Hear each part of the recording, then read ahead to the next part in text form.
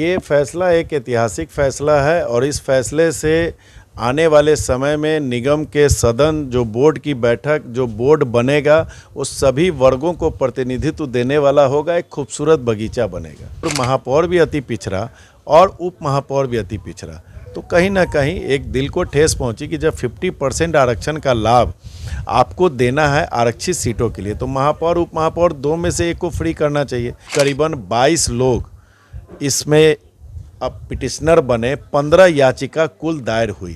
BJP की मानसिकता के कारण पिछड़ा वर्ग को वंचित करने के लिए चुनाव आयोग के द्वारा मिली भगत के कारण यह सारा षड्यंत्र रचा गया है। नमस्कार, आप देखना शुरू कर चुके हैं लाइव सिटीज को। मेरा नाम अभिषेक है। पटना हाईकोर्ट ने कल ऐतिहासिक फैसला सुनाया, जिसके बाद चुनाव को रद्द कर दिया गया है। अगले आदेश तक के लिए चुनाव को स्थगित कर दिया गया है। 10 और 20 तारीख को नगर निकाय का चुनाव होना था, जिसको रद्द कर दिया गया है।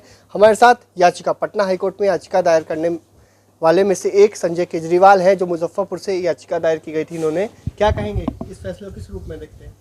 ये फैसला एक ऐतिहासिक फैसला है और इस फैसले से आने वाले समय में निगम के सदन, जो बोर्ड की बैठक, जो बोर्ड बनेगा, उस सभी वर्गों को प्रतिनिधित्व देने वाला होगा। एक खूबसूरत बगीचा बनेगा। क्या कहेंगे, आपने भी याचिका दायर की थी, क्या हुआ? देखिए, जब अगस्त 24-25 के आसपास एक चुनाव आयोग का निर्णय आया था कि 8 नगर निगम, जहां पे पूर्व से जो महापौर का पद अति पिछड़ा के लिए आरक्षित है, वहां कोई फेरबदल नहीं करेंगे, तो हम लोगों ने यह सोचा कि 2017 की गाइडलाइन जो है उसी का पालन हो रहा है कि महापौर अति पिछड़ा और उप महापौर सामान्य। लेकिन जब 10 सितंबर को जब अधिसूचना जारी होती है, तो मुजफ्फरपुर के परिप्रेक्ष्य में मैं यह बताना चाहता हूं कि मुजफ्फरपुर महापौर भी अति पिछड़ा और उप महापौर भी अति पिछड़ा, तो कहीं ना कहीं एक दिल को ठेस पहुंची कि जब 50% आरक्षण का लाभ आपको देना है आरक्षित सीटों के लिए, तो महापौर उप महापौर दो में से एक को फ्री करना चाहिए। तो हमने अपने सीनियर वकील, जो पटना उच्च न्यायालय के हैं, मंगलम साहब, उनके द्वारा याचिका दायर की।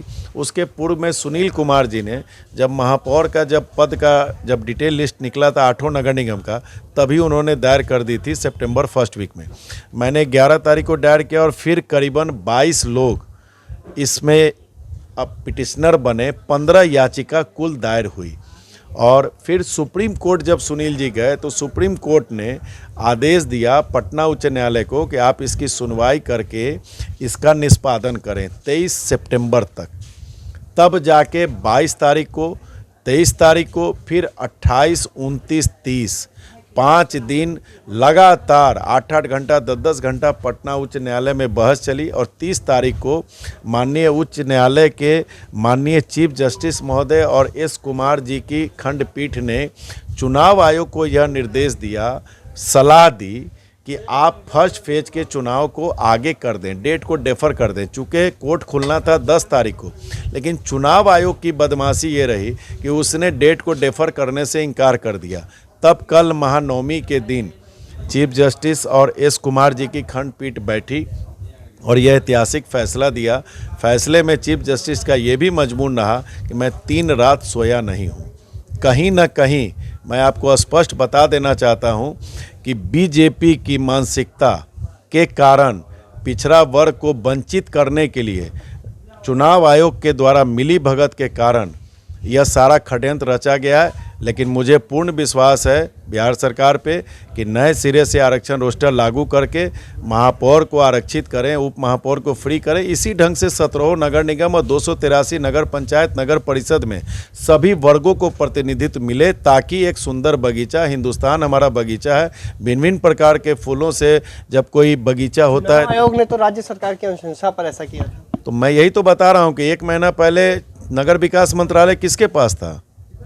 मैं इसीलिए तो बोल रहा हूँ आपको, दूर आपका भी प्रश्न को सैल्यूट करता हूँ। दूर की बात बता रहा हूँ कि उस समय के तत्कालीन नगर विकास मंत्री सह उप मुख्यमंत्री बिहार सरकार ताराकिशोर प्रसाद जी के षड्यंत्र के कारण कि जब दोनों पद हम कर देंगे तो हाई कोर्ट में पिटीशन पड़ेगा, तो फिर सामान्य पे चुनाव का सुप्रीम कोर्ट का 2021 का हवाला आवेगा। इस कारण पिछड़ा वर्ग का सिर्फ बीजेपी वोट लेना जानती है। अब अभी जो फैसला है उस पर क्या कहते हैं? ये फैसला स्वागत योग्य कदम है। हम लोग तो यही चाहते हैं कि हर वर्ग को सम्मान मिले। हमारा एक ही सब कुछ लोग लड़ने वाले थे लेकिन वंचित हो गए। नहीं, मैं समझता हूं कि अगर मान लो उप मेयर सामान्य होता है तो अभी जो 13 प्रत्याशी थे वो तो 13 लड़ सकते हैं, इसमें बुराई कहाँ है। सुंदर, स्वस्थ और अच्छी परंपरा के तहत चुनाव लड़के अच्छे लोग आवे, सभी वर्ग के लोगों को प्रतिनिधित्व मिले, तभी तो सुंदर बोर्ड का गठन होगा। तो हमारे साथ संजय केजरीवाल थे, जिन्होंने भी याचिका दायर की थी। मुजफ्फरपुर से इकलौते हैं जिन्होंने याचिका दायर की थी और इन्होंने साफ साफ कहा है कि ये फैसला स्वागत योग्य फैसला है और इससे सामान्य लोगों को लाभ मिलेगा और खुशी है। तो बने रहिए लाइव सिटीज़ के साथ, हमारे यूट्यूब चैनल को सब्सक्राइब करिए, फेसबुक पेज को लाइक करिए।